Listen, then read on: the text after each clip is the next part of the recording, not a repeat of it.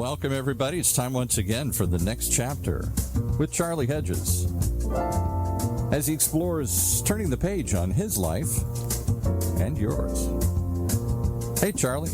Hi, Paul. Our guest today, Pat Wetzel, is an award-winning author, blogger, and photographer. Pretty artsy stuff, right? Well, Pat also holds a degree from the Wharton Business School in finance and worked in New York doing strategic planning and corporate investment analysis, among many other business services. More recently now, she has been involved with a number of startups, including a current one called CancerRoadTrip. In 2009, Pat was diagnosed with incurable cancer. And then, after several years of chemo, radiation, and surgery, Pat now enjoys a life in remission, a whole new life. Pat is also a fellow podcaster with her award-winning show, Bump in the Road. And a bump in the road is something we have all experienced. Pat Wetzel is very intentional about the way she lives her life, with intellect, humor, and incredible stories. Pat is with us today to share her journey into what we are calling how she stumbled into soaring. With that, let's welcome Pat Wetzel on the show. Pat, welcome to the next chapter with Charlie. Charlie, thank you. It's so good to have you on the show. I really, we had, as all our guests know, I have a pre-phone call with my guest, and I have to tell everybody, I so enjoyed our conversation that I got so involved in the conversation I failed to take notes. And so I don't have notes of our conversation, but it's all from memory and all from checking things out. So this is going to be a very fun and sort of innovative and intuitive show. So I'm very much looking forward to that. I am too. Good. I'll tell you what, Pat, I have a boatload of things I want to talk to you about, but I think we might first get into your personal history just a bit. Now, if I understand correctly, you were a successful business advisor in New York, and somewhere around 2009, you hit a major bump in the road. Can you talk to me about that story? Yeah, in 2009, I was diagnosed with a fairly rare, hopefully manageable, but not curable lymphoma. And it stopped my world dead. I would go through the next, 5 or 6 years of treatments. They'd work for a while, then they wouldn't work, and I had to go back into treatment. And just incredible emotional and psychological ups and downs that go with that type of journey. What kind of emotional ups and downs? I mean, I can imagine them, but I'd like to hear from someone who's experienced it, what those may be like. I think one common element of the cancer experience is isolation. It is, you're isolated from life. Your life goes off on this tangent and everyone else's goes on. Some people stay with you, some don't. And you are left very much alone, very dislocated from the rest of life to weather this experience. And I think that it has a profound impact on rearranging your values and how you experience life. There's also an existential piece of it. You're facing your mortality. What if I die? Have I lived my life? Am I happy where I am? And it brings up a lot of questions. And I think also for me, it brought up a need for control. And after doing a lot of homework and whatnot, control really boiled down to 4 things that Dean Ornish at UCSF noted in one of his studies with men with prostate cancer. And it really came down to nutrition, the quality of your food, and the choices you make, exercise, stress management, and connection with others. And I would add in there really are 4, some of these overlap a little bit, attention to your mental health. Those are things that don't get, the last 2 things you mentioned don't get described very much. We talk about exercise, eating right, doing those sorts of things, but we don't talk about our mental health and our stability of where we think we're going, what we think we're doing. Those psychological impacts, affect our physiology so powerfully. Hugely. And mental health, I think, is so important, and it's something we don't talk about nearly enough. I would say that for me, cancer taught me that my mental health has to be my number one priority. I learned to meditate because of cancer and some other events during that time period. And meditation for me has been game-changing and is one of my primary paths in terms of mental health. Do you, how frequently do you meditate? Daily? Oh, yeah. Sometimes more than once. Sometimes more than once, yes. I have found, I'm the same. I have found the quiet, the solitude, and the total sort of almost immovable, just sitting there. I do mine actually sitting on a bed, and I feel like I sink 6 inches into the bed. I'm sitting with my back very straight. I'm not laying down. It's just a habit I formed for the last 4 years. That physical relaxation is something that I don't hear talked about in meditation that much, but it is so powerful for me. Yeah, I think both the physical relaxation, but the mental relaxation and expansion that you can experience through silence. And then the takeaway corollary to that, when you move back into your so-called real life, is you're developing the ability to witness your mind. And all of a sudden, that opens the door to making conscious decisions. Isn't that a big thing with you, is witnessing your mind, Pat? Isn't that a subject that you find that's very dear to your heart? Well, I think it's interesting for all of us, because until we can become aware of our thought patterns, we'll just senselessly act them out again and again. Awareness is the key. That really is. I don't know if I told you, but again, everybody knows, I am a student or not a convert, but I'm immersed in the late medieval Christian mystics.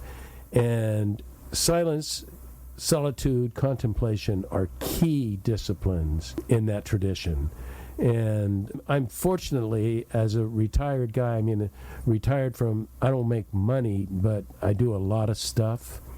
And I still am able to find significant time in contemplation and silence, and that sort of reevaluation or look at my mind, my thoughts, my patterns, my habits, my good parts, my bad parts. All of that just is so enlightening, and is in the process, I find I've become what I would call a much better person.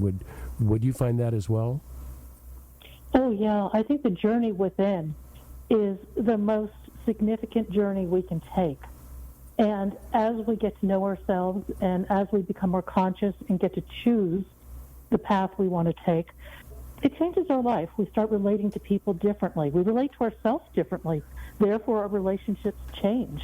And I think they change for the better because they have more empathy and kindness towards others. How do you feel, you talked about relationship with yourself impacts your relationship with others. Talk to me a little bit, because I so agree. First of all, let me let you know that I so agree. But how do you explore or find relationship with yourself? Are there any processes or anything that you went through that gave you insight into that? That's an interesting question. I don't know that I have a good answer, but I think part of it goes back to what you were saying earlier, and that is the quiet, the solitude, the reflection.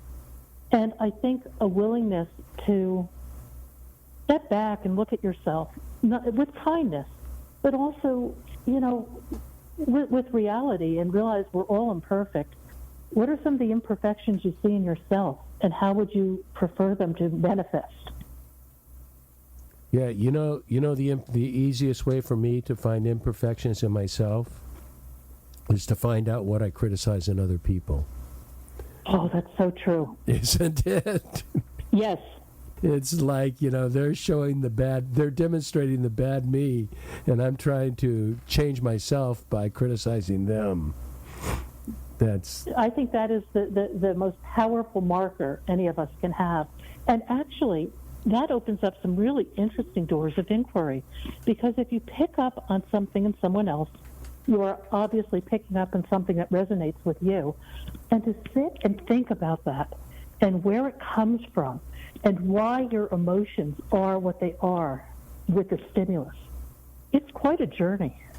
Well, it's such a fun journey. Two things. I want to talk more about the journey, but I want to talk also about it is becoming in some circles, this contemplative, silent, self-reflection, reinventing your life is sort of like a go-to, something that is becoming popular, so to speak, in certain traditions in the United States. And yet, I think, as with most philosophies, only a few people really delve into, take the time, because it takes time and energy and self-sacrifice to get there. And I'm not sure everybody's prepared to pay those wages for that privilege.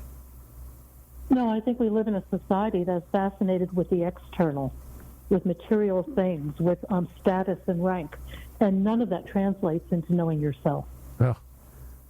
You're so right. This is why I love talking to you. You're just you get things. In the mystical tradition, we talk about the ego, but two parts of the ego. The ego is not all bad. The ego is written by so many people as bad. We got to get rid of the ego, dismiss the ego this. But without a strong ego, we're nothing. So we have to have a good, solid, sound ego that is not, may I say, egocentric. And egocentric is what one contemplative calls the small self or the small self, or the small self or the false self. And that is, I've kind of narrowed it down to very close to your definition. It's all about how can I acquire power, prestige, and possessions. And those control my life. That controls what I try to achieve in life. And it's square pegs and round holes. I'm dealing with a spiritual malady, with a deep emotional hole inside of me, and I'm trying to fill that hole with the power, prestige, and possessions.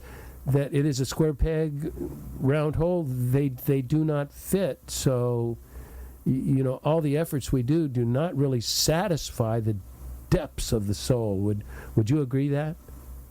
Oh, I totally agree. And we develop this outside persona of accomplishments and degrees and homes and cars and whatever else you might throw in there. Pat, don't get personal. Go ahead. They're so meaningless. And until we can see that, we will not be satisfied. They're so meaningless in the scope of life. As an American, although I travel quite a bit internationally, I'm still steeped in American ideology. As an American, those are our goals in life. That is the American dream, is it not? The American dream is not to be a fully integrated person that understands self, love, and society. Instead of, it's all about acquisition, toys. How do you think that dream is working out for us? Well, I'll tell you, I was raised in what I call, to me, it appears as if it was the golden years of the United States in the 1950s, 60s, 70s, and into the 80s, but especially the 50s. Those were our golden years where all of that worked, but that was because we were coming from nothing. Now that we've established something, we've established a near middle class, 64%, 62% of the country is middle class or above. So, we never talk about that. We only talk about the other side, the downsides. We don't talk about the majority of Americans are middle class. And the only thing we can think about is not, moving up Maslow's chart from safety and security, but moving 3 or 4 levels up to try to get spiritual maturity, but we're still just doing it in those lower level physical ways, and it just will never accomplish it. No, and I think it's a journey. I think that I will only speak for myself. I've had to hit numerous bumps in the road, if you will. Each one taught me something, and over time I became willing to learn. but it took a while. What took a while? What was it, Pat, that seemed to... Was there a situation? Was it your cancer? Was it something else that gave you a rude awakening or a distinct awakening to something new, that you were pursuing your path maybe not the best way? Well, I've had a lot of awakenings. I think actually one of the biggest and most difficult to navigate when I was younger was a really brutal divorce. And it left me in a place I never wanted to live. I've lost all my family going through that, obviously an ex-husband. It was a time of total upheaval in my life, in my identity, in my finances, in everything. And it took me many years, I think, to have the perspective to glean some wisdom from that set of circumstances. And not being able to glean wisdom at that time, I just plowed ahead, and that's how I got into becoming a pilot. Oh, I'm going to hold that just for a second, because I want to know about you flying an airplane with no engine. We're going to talk about the insanity and the beauty, the incredible restfulness of that. But I wanted to get on the first topic that, I get off on one, I forget the first topic. But what was the very first thing you said before you told that? Can you remind me? Oh, we're just talking about bumps and what we learn from them. And I brought up the my bump of divorce. That yes. Was it would be the pivot point that would change my life in ways I never could have imagined. There's two situations in your life that you have identified in our brief talk together, both seem to focus around the issue of loneliness. Do you find that you become out of connection with other people and out of connection with yourself when you're facing these trying situations? I think you often become disconnected from the outside world, but that's an opportunity to become connected with your inside world. And when you're connected there, you're never lonely. How do you do that, Pat? Trial and error in a lot of years. And a will, do you think it requires... There's a willingness that is, I don't know if it's a human tendency, but it's a very natural tendency for me and for those that I know, is to live in denial. And those interior desires are just kind of pushed to a side, and all of this external stuff really boils up to the top, and that's where we end up focusing. And what you're saying is that we have to be able to somehow turn the burners on simmer and cool down and evaluate. Did that make any sense? I would say it makes total sense. And I think even beyond putting the burners on simmer, I think we need to look outside the box and decide, what's a new tact I can take? Well, let's talk about a new tact, and let's talk about you. And you didn't use the word glider. You used another term for them. Sailplane. A sailplane? Uh-huh. Is there a difference between a glider and a sailplane? No, I think a glider is kind of a generic term. Okay. Sailplanes usually refer to higher performing planes, and people within the community would call it a sailplane. Oh, so if you want to be cool, call it a sailplane. Don't call it a glider. Absolutely. Okay, I'll have to remember that. So tell me all about, how did you get into this? What is the love affair? Because you have quite a few accomplishments in sailplane flying, right? Oh, I think just flying is an accomplishment. I got into it by chance. When my marriage was falling apart, I went on a cross-country trip to just connect with some different people and think about where am I going in my life. I had no answers to anything. And this was about 1990. I went to San Francisco. I rented a convertible, and I drove up into wine country and had a nice few days. And I ended up in Calistoga one night. And walking the street the next morning, there's an airport that used to be in the middle of town. It intersects the main street, and it has a big sign that says glider rides. So I went up and I asked, "What's the story?" And they said, "I'll come back around 11 or noon, and we'll be happy to take you for a ride." So I came back at the appointed time, and I went for a ride, and it didn't blow me away in any way. It was a nice experience, and I just kind of put it to the side. So I went back to Pennsylvania, where I was living at the time, and I heard about a bunch of lawyers that were flying gliders out of a private airfield in Pennsylvania. So I called them up, and I introduced myself, and I invited myself out for the weekend.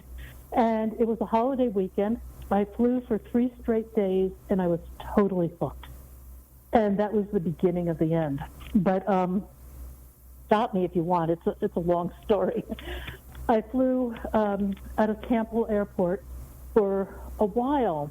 I soloed Sam Harry, who was a World War II aviator, was my flight instructor. He was an amazing pilot. And he had several airplanes, and he had one, which was a 126, which is a single-seat sailplane set up just for me. You weigh and balance the plane so that, it flies properly. We had that weighed and balanced just for me, so I could show up at the airport and go fly for the day. Well, I showed up one day at the airport, and it was a beautiful day. Oh, the clouds were popping, and it was going to be a glorious day to go flying. And my plane wasn't available because Sam had promised it to somebody for an air show. I was beyond furious. Now, you have to understand that soaring is totally addictive. I was an addict. There's no question about it. It is the most amazing thing I've ever done. But I was just furious. And I had heard a number of pilots on the radio, on the soaring frequency, and I knew they flew out of an airport somewhere down near Maryland. And I didn't know where, and I didn't know who they were, but I decided I would track them down that day and see what was out there. I needed some new options. I was not happy. So I drove south, and I pulled into I found the airport, and I pulled in. There's a big sign at the entrance that says private airfield or private club. Do not enter. You are not welcome. I love it. Really You said my kind of place? No, I looked at this and I was just taken back. I've been flying this wonderful, fun, but low performance sailplane. And here I had entered this massive airport with 3 or 4 runways, control tower, fuel depot, hangars, several hangars. And I thought, this is really cool. And sitting on the tarmac are 15 or 20 15-meter planes. These planes are fiberglass airplanes that are stunning. They're essentially handcrafted, and they are super high performance. And I looked at this, and I watched a plane take off into this beautiful blue sky with these puffy clouds, and my heart just went with that plane. And I walked into the office, and I joined on the spot. But I didn't have an airplane to fly, so I had to remedy that. And that's kind of how the sailplane adventures really started. So you purchased a plane? I did. I went on a national quest to find. I went to shows. I went to airfields. I went everywhere. I had no idea what I was doing. No kidding. And I went to one get-together, and I was curious about this one type of plane. And I tried to talk to the rep for the manufacturer, but he wouldn't talk to me because I was a woman, and, women aren't really going to buy a plane. Oh, really? What year was this? Oh. Was this recent? That would have been about 1992 or 3. Okay. Oh, so you've been flying for a long time. Yeah, I'm not flying right now, but I soaring was like the focal point of my life for about a decade. Okay. One thing I think about, when you told me you took your first trip and you were passenger with another person, but I imagine, now this is my imagination, and tell me how accurate it is, that when you are by yourself, and I imagine you're not listening to AC/DC on your headphones, so you don't, it is total silence, and just total, you can't help but consume the beauty and the wonder and the floatfulness, the weightlessness. All, they're just. It just seems. It sounds magnificent to me. Oh, it is total magic. How fun! It's just extraordinary, but it's not necessarily as quiet as you think. Now, when you get into better performing planes, it's sealed and it's very silent. But you have what they call an audio variometer, which gives you an audio indication of the air around you, if it's going up or going down. So the audio is usually chirping in the background. You can turn it off, but you actually want to have that information so that you're putting your plane in better air. Well, that makes sense, but that's almost that's almost like contemplative silent meditation, in that I have a subject that I'm pondering, so there is that noise. There's not physical noise, but there's the noise of my thought. But I try to keep my thought in this arena. And so it's not just blank, there is something inside of it that sort of helps give me stability and direction, rather than just complete openness for the monkey mind to go nuts. Well, one of the things that happens with a sport like soaring is, one, you work very hard to develop your skills. You test your skills against the sky. And that can lead to flow, the state of flow. And, that's part of the addiction of the sport. The incredible beauty of soaring at 17,000 feet down a mountain spine. It's unbelievable. It's a little bit harrowing to think about, because you've got no engine. Where are you going to land this thing? I'm thinking of all of these tactical. It's fine being up there, but how am I going to get myself down? Well, what was really interesting about this? I started flying as I was going through this divorce, and it was part life wish, part death wish, quite honestly. I had gotten to the point where I lost everything, and I didn't care anymore. And that was I wasn't looking for death, but I wouldn't avoid it either. I just felt whatever. But the life wish piece that emerged from this was unbelievable, because soaring is just so beautiful. It becomes very spiritual. You're working in the flow. It's just a magical experience. It's one I would wish for everybody, however they choose to experience it. Do you feel that both of those opposites are sort of essential for living a life worth having a life worth living? And one is the side of where I'm anticipating the beauty, the goodness, what can go on, but the other side of knowing this is not eternal. That this is so how much more important is it for me to enjoy this present moment, because it may not occur again, and you can't have that without a full, or without at least some acknowledgement of you're going to die sometime, not necessarily on this trip, but that is part of your Weltanschauung. Well, that was actually part of the edge of it, though. During one 3-year period, 25 pilots died. One was shot in San Francisco, but the other 24 were all aviation-related deaths. And so it's a very real thing. Well, it's something that is there. The days when you wake up and you're going to go fly, everything's a little clearer and crisper and more beautiful. You're a little bit more aware. Oh, that's incredible. You know what I want to do, Pat, is I'm going to kind of continue. We're not going to talk about flying, but we're going to continue talking about life development. But we need to take a quick break first, okay? Sure thing.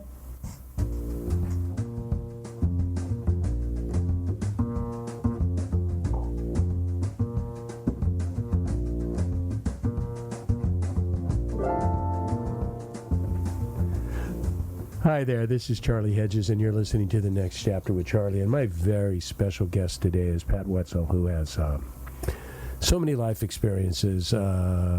She has nonprofits. She has a podcast. She's an author. She's a blogger. She's a pilot of sailplanes. Is that right? Sailplanes. Sailplanes, which is, us layman terms is a glider, and, we're talking about the beauty of that.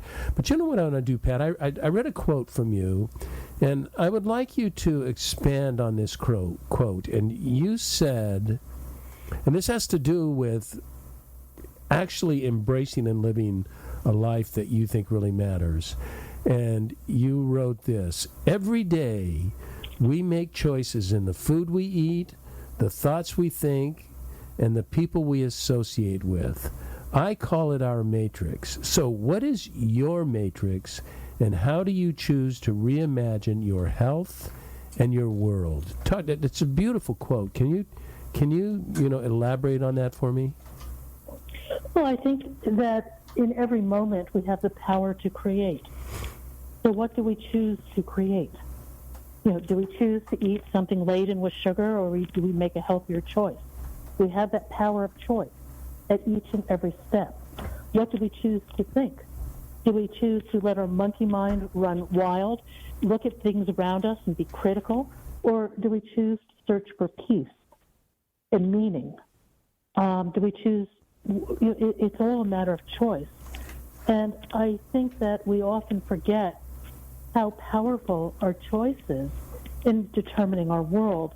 And I know for me, in terms of the people and the energy they bring into my life, I look for people who, I enjoy people who are different than me, who are smart, who are aware, and who like to have conversations like this one.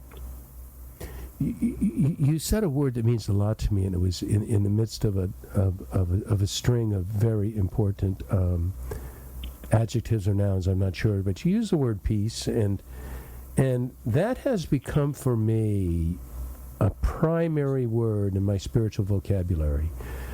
We talk a lot, we talk about love a lot in the Christian community, but it is not very well used.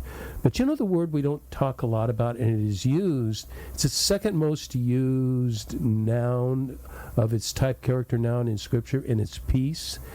And I think, the peace of God is huge in the Scripture, and I think it's not just peace of warfare, but it's peace of families, it's peace of culture, and it's especially as we're working on ourselves, it's peace with ourself, that we are not, how frequently is our greatest competitor and our greatest adversary ourself, that we don't fully believe we can do what we want to do, and there is no peace in that.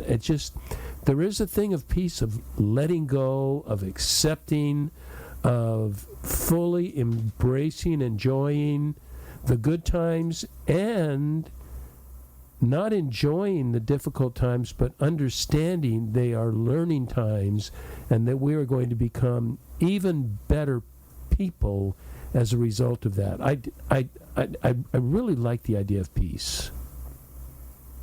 I do too, and I know that for me, the peace I find in meditation follows me into the rest of my life, because it's always with me and I can access it at any time. And it gives me that pause in the middle of a situation to decide how I want to react. I'm silent because that's a very powerful statement, and I don't think it's said enough. I know it's not done enough, but it is. You make a choice. It's the Viktor Frankl in Man's Search for Meaning. It's all about choice, and it's all about choice of not the situation, but how we interpret and deal with the situation, and it requires what you just said. It requires a thoughtful approach, a reflective, thoughtful approach, and we are, I was just, believe it or not, I was just a guest on a podcast yesterday, which is not real normal for me, but I thoroughly enjoyed myself. It was a delightful show, and two women called Two Average Girls. I really enjoyed working with them. But we talked about this concept of understanding the need to delve into myself personally and try to understand me, and in the understanding me, I can understand others. I think that's so true. I think that you have to have compassion for yourself before you can have compassion for others. I told him I went on a retreat in 2020, and it was a 10-day retreat. 6 days were silence, and I mean they were sequestered silence. They took phones, computers, books. All they left you was a handwritten journal that you could write in, and you could not leave your room or a 10-foot area in front of your hut for 6 solid days. And then, they had ceremonies on other days, but it was just dealing with you. I mean, you couldn't even walk. We were in Hawaii, and you couldn't even walk around enjoying nature. You just had to sit there and deal with yourself. Now, even for the introvert and solitude and contemplative person, there were moments of challenge in that, but it was so rewarding. Now, my intent, Pat, in going there, I had an intention. They like you to have intention for this retreat, and mine was to learn how to accept love.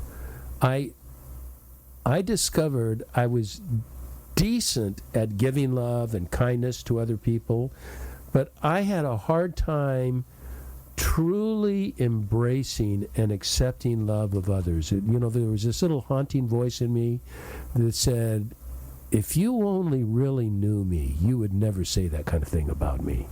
And that's a terrible thing to tell yourself, and yet that was my intent for this 10-day retreat, which was very, very helpful. It was sort of a paradigm shifter for me. How did it shift your paradigm, and what did you learn? No one's ever asked me that, to get detailed on it, so this is going to be my first attempt.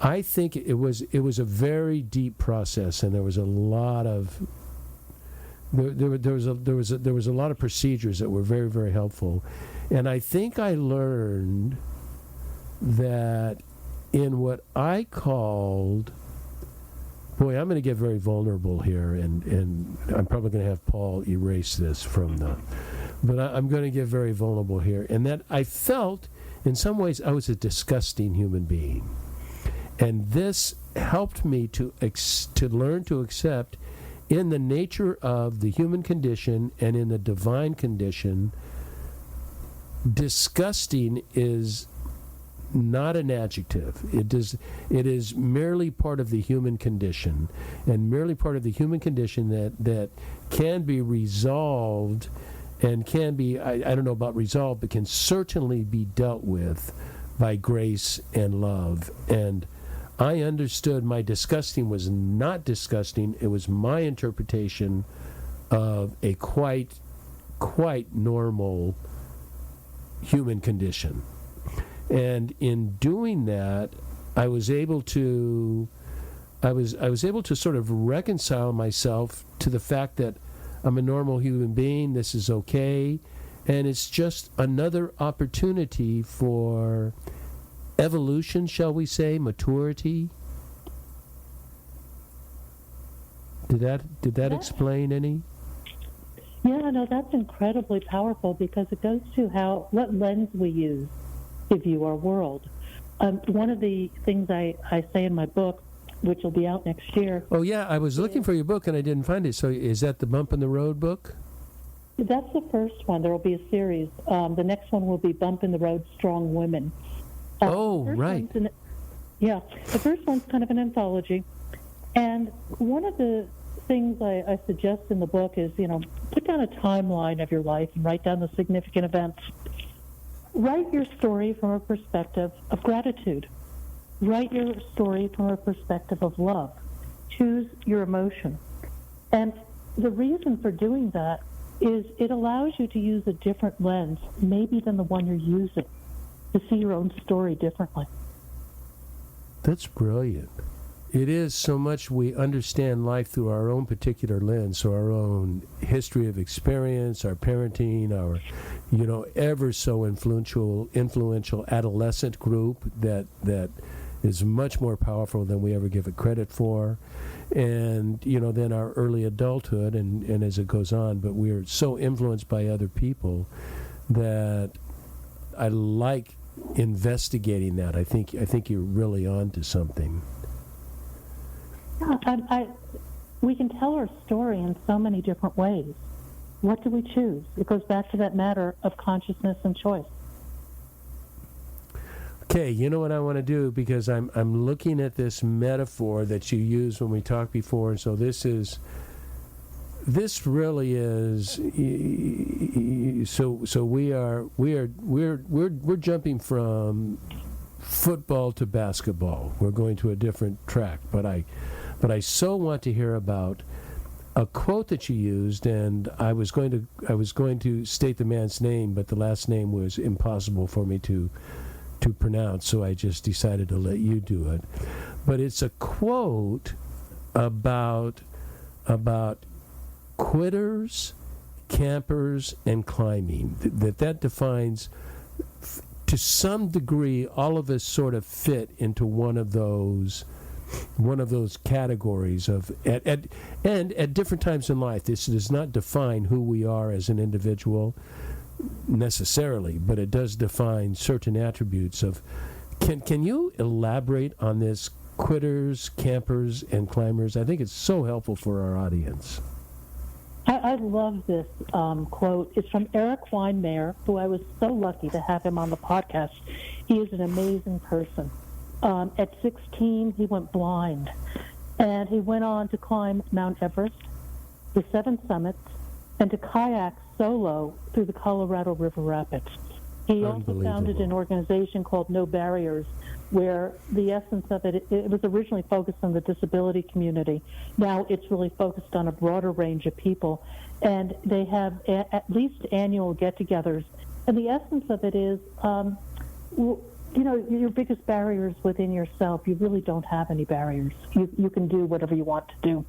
But Eric divided the world into 3 groups of people. And these groups are fluid. You can move between them. And the groups are quitters, who are self-evident. Then we have campers. Campers want the status quo more than anything. They don't want anything to change. And then we have climbers, who are kind of self-evident as well. Now, climbers can be campers, because you can't be a climber all the time. It would be too exhausting. But the reality is that the majority of people fall in that middle group of campers. I am personally fascinated by what it takes for somebody to go from being a camper to becoming a climber. And what did you discover is the transition? A lot of people don't make it. I saw that in the cancer community. So many people just stay just stuck. Kind of throw in the towel? Stuck. They may become a victim. They don't see it as an opportunity for any sort of transformation. And believe me, it's an opportunity nobody wants. I get that. But you don't have control over that. This event has been thrown in your path. What will you do with it? I think the people who move from being campers to climbers are the people who are willing to take risks, become self-aware, and challenge themselves. And I think that they're the people who live the richest, fullest lives. You see, what you're describing, Pat, is very critical, the distinction from which I almost read it to the way you're talking about it. You're talking about interiority. You're talking about quitters in our interior, our campers, and our climbers. I took it a bit more literally, and here was the question I had for you. Because I took it in sort of social context rather than a personal context of quitters, campers, and climbers, and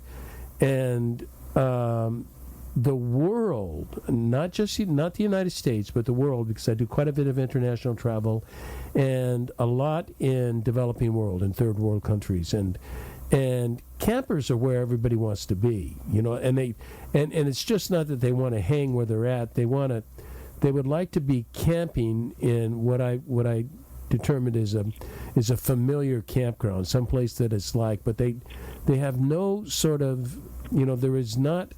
I was explaining to people, my friends in Uganda, in rural Uganda, that are dirt poor. There is no such thing as tomorrow. There is only today, because every day is exactly the same. And, there is no upward mobility. So what I was wondering, and maybe I've just gone way out of what you're trying to say, but it almost appeared to me, at least sociologically, that climbers are almost an American invention, in that we are, in our pursuit of the American dream, we always want to be climbers. We are never satisfied, or we fail to be satisfied by a status quo, even if it's a satisfactory status quo. Now, I'm not saying there shouldn't be evolution and growth, but climbers sort of insinuates, sort of some kind of radical change. Do you have any thoughts on that? I think that climbers are throughout humanity. I think that certainly in this country we have that individualistic spirit, but we also have a victim spirit. So I think it boils down to the individual, actually, and how you view life.